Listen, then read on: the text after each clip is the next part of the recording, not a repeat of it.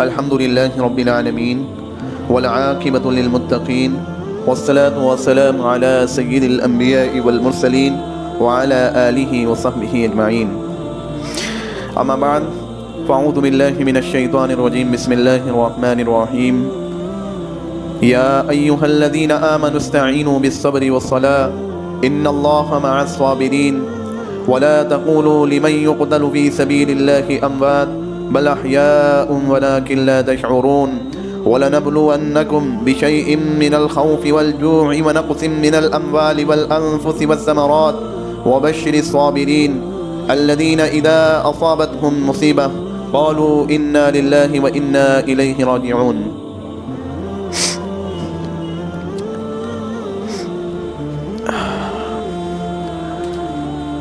برادران محترم و برادران عزیز،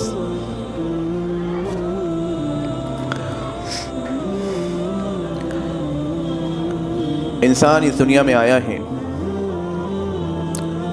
تو ایسا ہو نہیں سکتا کہ اس کو آزمایا نہیں جائے، اور خصوصاً مومن کے بارے میں کہا کہ اس کو ضرور بھی ضرور آزمایا جائے گا. دنیا میں اس پر آزمائشیں آئیں گی، دنیا میں اس پر امتحان ہوں گے، امتحان کا مرحلہ گزرے گا. ایسا ہو نہیں سکتا کہ دنیا میں کوئی انسان مومن ہو کر زندگی گزار رہا ہو اور اس پر کوئی پریشانی اور کوئی مصیبت کا عالم نہ آئے. اللہ تبارک و تعالیٰ کا امر ہے، اللہ تبارک و تعالیٰ کا فیصلہ ہے. الدنیا سجن المؤمن و جنت الکافر. دنیا تو مومن کے لیے قید خانہ ہے، دنیا تو مومن کے لیے قید خانہ ہے اور کافر کے لیے جنت ہے، کافر کے لیے جنت ہے. حضور اکرم صلی اللہ علیہ وسلم نے یہ مومن اور کافر کا فرق دنیا کے واسطے بتایا کہ انکار کرنے والا وہ دنیا کو ہی اپنی پوری زندگی سمجھ رہا ہے، لیکن مومن کو دنیا کی زندگی کو اپنی زندگی نہیں بنانا. مومن کی جو زندگی ہے وہ ایک عارضی زندگی ہے دنیا کے اندر، اس کو یہاں سے زندگی گزار کر آگے بڑھ جانا ہے، آگے چلے جانا ہے. تو ایسا ہو نہیں سکتا کہ جس نے لا الہ الا اللہ محمد رسول اللہ پڑھا ہو اور اس پر آزمائشیں آئی نہیں. اس پر آزمائشیں آئیں گی، امتحان ہوں گے. اللہ تبارک و تعالی فرما رہے ہیں وَلَنَبْلُوَنَّكُمْ بِشَيْءٍ مِّنَ الْخَوْفِ وَالْجُوعِ وَنَقْصٍ مِّنَ الْأَمْوَالِ وَالْأَنفُسِ وَالثَّمَرَاتِ وَبَشِّرِ الصَّابِرِينَ. وَلَنَبْلُوَنَّكُمْ بِشَيْءٍ مِّنَ الْخَوْفِ. ضرور بھی ضرور آزمائے جائیں گے، ضرور بھی ضرور آزمایا جائے گا. انسان مومن ضرور بھی ضرور آزمایا جائے گا. خوف کے ذریعے سے آزمایا جائے گا کہ اس پر خوف آئے گا، ڈر طاری ہوگا. جوع بھوک کے ذریعے سے آزمایا جائے گا کہ بھوک کی پریشانی بھی آئے گی. وَنَقْصٍ مِّنَ الْأَمْوَالِ. مالوں میں کمی بھی کی جائے گی، مالوں میں کمی کے ذریعے سے ایک مومن کو آزمایا جائے گا. وَالْأَنفُسِ. اور اس کی جان کے ذریعے سے بھی آزمایا جائے گا کہ جس زندگی کو لے کر ہم چل رہے ہیں پھر رہے ہیں یہ بھی آزمائش والی زندگی ہے کہ یہ بھی ہماری آزمائی جائے گی ہماری زندگی. وَبَشِّرِ الصَّابِرِينَ. ایک ہی راستہ ہے صبر کے ذریعے سے، صبر کے ذریعے سے اللہ تبارک و تعالیٰ کی مدد حاصل کرنا. ان اللہ مع الصابرین کہ اللہ تبارک و تعالیٰ صبر کرنے والوں کے ساتھ ہے. اتنی ساری آزمائشیں ایک مومن کے اوپر آنا ہے اور یہ لازمی ہے، ضرور بھی ضرور آئے گی. یہ قاعدہ ہے. راستہ بھی ہمیں بتا دیا کہ صبر کے ذریعے سے، کہ صبر وہ چیز ہے کہ جس کے ذریعے سے انسان کے راستے نکل جاتے ہیں، انسان کے راستے کھل جاتے ہیں.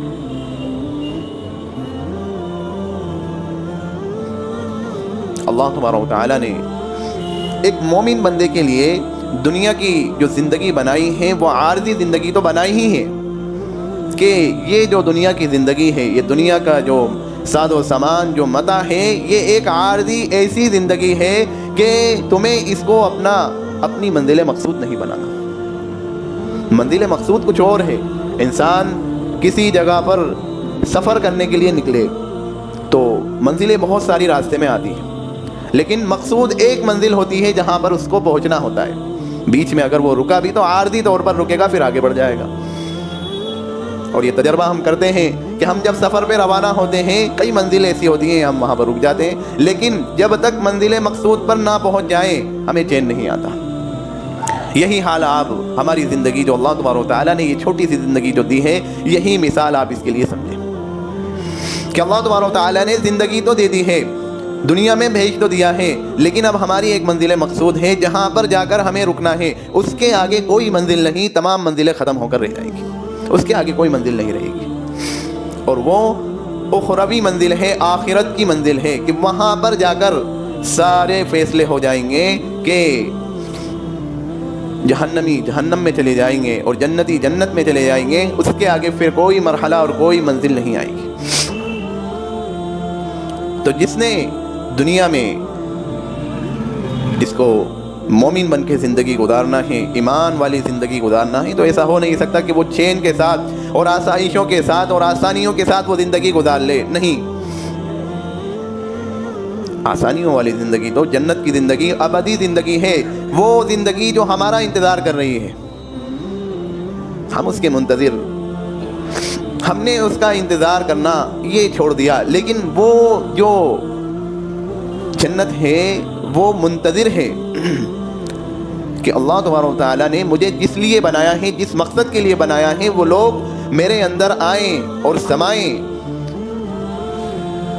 آخرت کی اور جنت کی وہ تمام نعمتیں ایک مومن کا انتظار کر رہی ہیں۔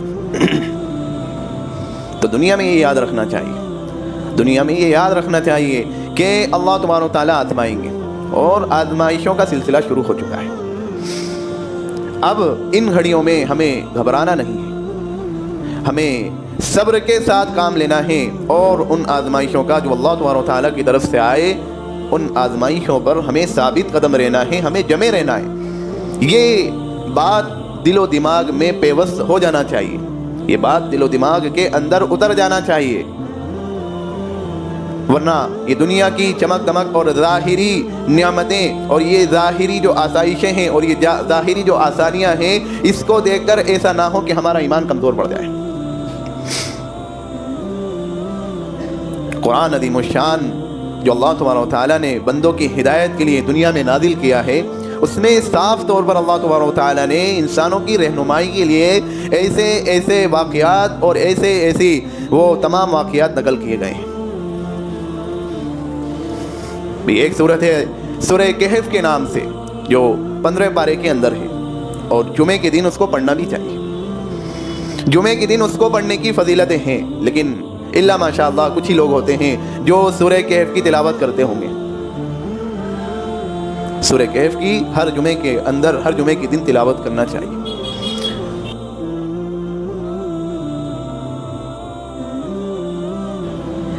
اور یہ تجربہ ہے کہ جو ہفتے کے اندر سورہ کہف کی تلاوت کرتا ہے، تمام بلاؤں اور تمام آفتوں سے اللہ تبارک و تعالیٰ محفوظ فرماتا ہے بندے، اور اس کا ایمان مضبوط ہوتا ہے۔ ایمان کی مضبوطی کے لیے کہ اس سورت کے اندر جن نوجوانوں کا ذکر ہے کہ وہ چند نوجوان تھے، اذ اول الفتية الى الكهف فقالوا ربنا آتنا من لدنك رحمة وهيئ لنا من امرنا رشدا، وہ چند نوجوان تھے جنہوں نے اپنے ایمان کی حفاظت کے لیے ایک غار میں پناہ لی تھی۔ ایک ظالم بادشاہ تھا، دقیانوس ایک ظالم بادشاہ تھا جو لوگوں کو زبردستی بتوں کی عبادت کے لیے آمادہ کیا کرتا تھا، ان پر جبر کیا کرتا تھا، ظلم کیا کرتا تھا۔ اس کی حکومت میں ایسا تھا کہ تمہیں عبادت کرنا ہی ہوگی۔ ان نوجوانوں نے اپنے ایمان کی حفاظت کے لیے، اپنے ایمان کو بچانے کے لیے انہوں نے اپنی جگہ کو چھوڑا، ہجرت کی، اور ایک غار میں جا کر انہوں نے پناہ لی۔ جب وہ اس غار میں گئے، ان کے ساتھ ایک کتا بھی تھا، وہ کتا غار کے دہانے پر، غار کے منہ پر وہ باہر بیٹھ گیا، اور وہ غار کے اندر چلے گئے، اور وہ سوئے تو اللہ تبارک و تعالیٰ نے ان کو 309 سال تک سلائے رکھا۔ 309 سال تک وہ غار کے اندر سو رہے ہیں۔ غار کے اندر سورج کی روشنی بھی جا رہی ہے، لیکن براہ راست اللہ تبارک و تعالیٰ نے سورج کی روشنی کو ان کے اوپر پڑنے نہیں دیا۔ 309 سال تک برابر وہ سوتے رہے. جب 309 سال کے بعد وہ اٹھے تو وہ آپس میں وہ باتیں کر رہے ہیں. ان کا خیال یہ تھا کہ ہم ایک دن سوئے یا آدھا دن سوئے. تو وہ اسی بحث و مباحثہ میں لگے ہوئے تھے، حالانکہ باہر کی پوری دنیا بدل چکی تھی. کئی بادشاہوں کا وقت آ گیا تھا. اللہ تبارک و تعالیٰ نے انہیں 309 سال تک سلائے رکھا. سورہ کہف کے اندر جب ہم اس واقعے کو پڑھیں گے تو سمجھ میں آئے گا کہ اللہ تبارک و تعالیٰ اس واقعے کے ذریعے سے آنے والی نسلوں کو اور اس امت کو کیا بتانا چاہ رہا ہے کہ ایمان کی حفاظت کیسے کی جاتی ہے، ایمان کو کیسے محفوظ رکھا جاتا ہے. کہ اگر ایمان کو محفوظ رکھنے کے لیے اگر ایمان پر بات آ جائے تو پھر یہ دنیا اسباب سے چل رہی ہے، یہ دنیا اسباب سے گھری ہوئی ہے. بھئی ہم زندگی جینے کے لیے کھا رہے ہیں، پی رہے ہیں. اگر کوئی نہ کھائے نہ پیے تو وہ زندہ نہیں رہ سکتا. پوری دنیا کو اللہ تبارک و تعالیٰ نے اسباب پر منحصر فرما دیا. لیکن جب ایمان پر بات آ جائے تو اسباب سے نظر ہٹا کر پھر اللہ پر کامل بھروسہ کر کے زندگی آگے بسر کرنا چاہیے. ایمان پر جب بات آ جائے تو پھر اسباب کو نہیں دیکھنا چاہیے کہ میں یہ سبب اختیار کر لوں تو یہ ہو جائے گا. نہیں، پھر اللہ تبارک و تعالیٰ پر کامل بھروسہ انسان کا اور ایک مومن کا خصوصاً ہونا چاہیے. پورا قرآن اور پوری تعلیم صحابہ کی ایمان کی حفاظت پر منحصر ہے کہ کس طریقے سے صحابہ نے اپنے ایمان کو بچایا. اور یہ بات اب انتہائی ضروری ہے ہمارے لیے کہ ہم ہمارے ایمان کی حفاظت کیسے کریں اور کس طریقے سے ہمارا ایمان محفوظ ہو کر ہم اس دنیا سے جب جائیں تو ہماری زبانوں پر جو کلمہ ہو وہ لا الہ الا اللہ ہی، لا الہ الا اللہ کی ضربیں ہی ہماری زبان سے بلند ہوں اور ہم اس دنیا سے چلے جائیں. اس ایمان پر ہمیں اس دنیا میں اللہ تبارک و تعالیٰ نے ایمان کی حالت میں ہمیں جگایا. ایمان کی حالت میں ہم نے آنکھیں کھولی ہیں. اب مسئلہ یہ ہے کہ ایمان کی حالت سے ہی ہم اس دنیا سے چلے جائیں. یہ سب سے بڑا مسئلہ ہے، سب سے بڑا مسئلہ ہے. اور اس کے لیے آپ کے عقیدے سب سے زیادہ مضبوط ہونا چاہیے، سب سے زیادہ عقیدہ مضبوط ہونا چاہیے، ایمان محفوظ ہونا چاہیے.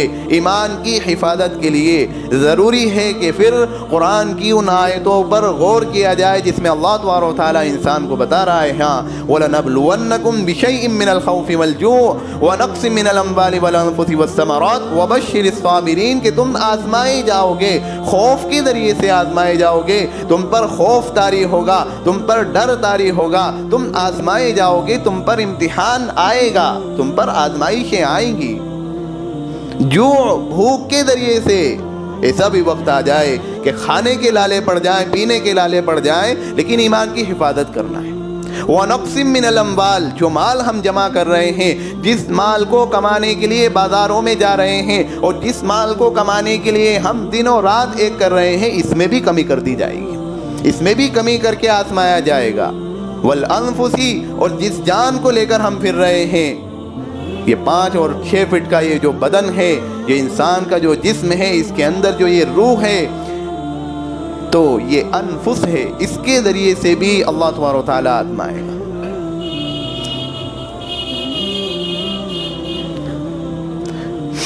وَبَشِّرِ الصَّابِرِينَ کرنا کیا ہے؟ صبر کا دامن پکڑے رہنا ہے. اور صبر کے بارے میں بھی اس سے پہلے کئی مرتبہ یہ بات بتائی کہ صبر کی بھی 3 صورتیں ہیں. ایک صبر ہے مصیبت پر صبر کرنا، ایک صبر ہے معصیت یعنی گناہوں پر صبر کرنا، ایک صبر ہے اطاعت پر صبر کرنا. بھئی اطاعت پر صبر کرنا، اللہ کے جو اوامر ہیں نہیں دل چاہ رہا کرنے کو. مسجد میں اذان ہوئی، نہیں جا رہا، نہیں من کر رہا نماز پڑھنے کو. وہاں پر ہمارے اندر جو نفس ہمیں نماز کی طرف آمادہ نہیں کر رہا ہے، اس نفس کو توڑ کر ہمیں آگے بڑھنا ہے. اور یہ بھی صبر ہے، ایک طرح کا یہ بھی صبر ہے. اور جب ہم صبر کر کے ہم اللہ کی اطاعت بجا لائیں گے تو پھر اللہ تبارک و تعالیٰ کی مدد ہمارے ساتھ شامل حال ہوگی۔ مصیبت پر صبر کرنا، جتنی مصیبتیں دنیا کی ہم پر آ جائیں ان پر بھی صبر کرنا ہے۔ ایک ہے صبر علی المعصیہ، کہ گناہوں پر صبر کرنا، معاصی پر صبر کرنا، کہ گناہ کرنے کا دل چاہ رہا ہے کہ یہ گناہ کر لوں میں، اس پر آدمی رک گیا تو یہ بھی ایک قسم کا صبر ہے۔ اور آدمی جب صبر کا دامن پکڑا رہے گا، صبر کے دامن کو چھوڑے گا نہیں تو اللہ تبارک و تعالیٰ اس کے ساتھ ہیں۔ ان اللہ مع الصابرین، اللہ نے قرآن میں صاف اعلان فرما دیا کہ اللہ صبر کرنے والوں کے ساتھ ہیں۔ تو یہ صبر کرنے کا زمانہ ہے، یہ صبر کرنے کے حال ہیں، اس میں ہمیں صبر کرنا ہے، صبر کے ساتھ ہمیں آگے بڑھنا ہے، اور قرآن کی ان تمام آیتوں پر ایمان رکھنا ہے جس میں اللہ نے پہلے ہی تاکید کر دی ہے کہ تمہارے ساتھ اس طریقے کے حالات پیش آئیں گے، لیکن ایمان کمزور نہیں پڑنا چاہیے۔ وما علینا